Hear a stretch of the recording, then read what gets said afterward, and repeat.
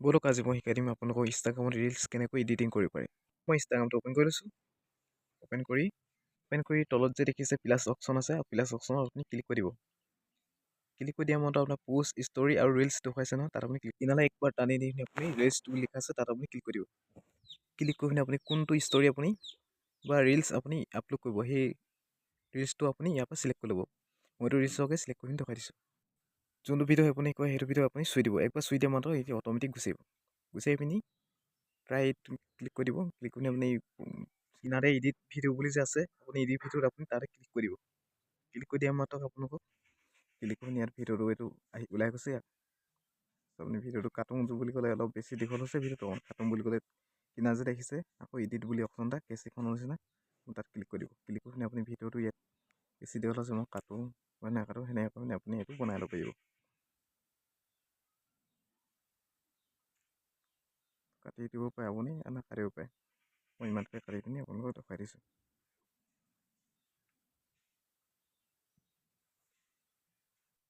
আৰু এই 3 নম্বৰ দেখিছে নহয় স্পীড বুলি লিখা আছে, এইটো আপুনি ক্লিক কৰি দিব। তাৰপিছত এইটো আঁচডাল আহি যাব। আপুনি ভিডিঅ'টো কিমান স্পীড কৰিব, লাহেকৈ কৈ স্পীড কৈ আপুনি সেইটো ইয়াৰ পৰা বনাই ল'ব পাৰিব। জোখটো চাই লৈ পিনি আপুনি নিজে নিজে পাৰিব কৰিবলৈ। ৰিলছটো যদি গান লগায় তেতিয়াহ'লে গানৰ এড অডিঅ' বুলি যে আছে সেইটো আপুনি ক্লিক কৰি দিব। অডিঅ' ক্লিক কৰি পিনি আপুনি ইয়াৰ পৰা গান ল'ব পাৰে বা ট্ৰেণ্ডিং গান ল'ব পাৰে বা আপুনি চাৰ্চ কৰি পিনিও গান ল'ব পাৰে। আপোনাৰ যিটো গান ভাল লাগে আপুনি সেইটো গান ওপৰত চাৰ্চ মিউজিক বুলি যে আছে সেইটো ক্লিক কৰি পিনি আপুনি চাৰ্চ কৰিলে, মই এনেই চাৰ্চ কৰি পিনি দেখাইছোঁ আহে নে নাহে, কিন্তু নেটটো অন কৰি ল'ব লাগিব। কাশ্মীৰী এইটোকে লৈ পিনি মই দেখাইছোঁ। এইটো গান আহি যাব। আহি পিনি ওপৰত যে টোন আছে সেইটো আপুনি ক্লিক কৰি দিব, তাৰমানে গানটো আপুনি লাগি গ'ল। এইটো আপোনাৰ গানটো তাত লাগি গ'ল, এড হৈ গ'ল। তাৰপিছত কিনা যে দেখিছে সি 3 নম্বৰটো এড টেক্স, আপুনি তাত ক্লিক কৰি পিনি আপুনি তাত কিবা আখৰ লিখিব পাৰে গানটো বা ভিডিঅ'টোত কি কৈছে আপুনি সেইটো এনেকৈ লিখি পিনি আপুনি বনাই দিব পাৰে। কি লিখে আপোনাৰ নিজৰ লগত কথা। আৰু ভিডিঅ'টো যদি আপুনি ইফেক্ট দিব বিচাৰে তাত অপশ্যন আছে, ইফেক্ট বুলি লিখা আছিলে তাত আপুনি ক্লিক কৰি পিনি এতিয়া আপুনি কি ইফেক্ট লগায় সেইটো আপুনি নিজৰ লগত কথা। ইফেক্টটো চাই ল'ব, এনেকৈ কিনালে নি টানি গৈ থাকিব, আপুনি ইফেক্ট ওলাই গৈ থাকিব আপোনাৰ।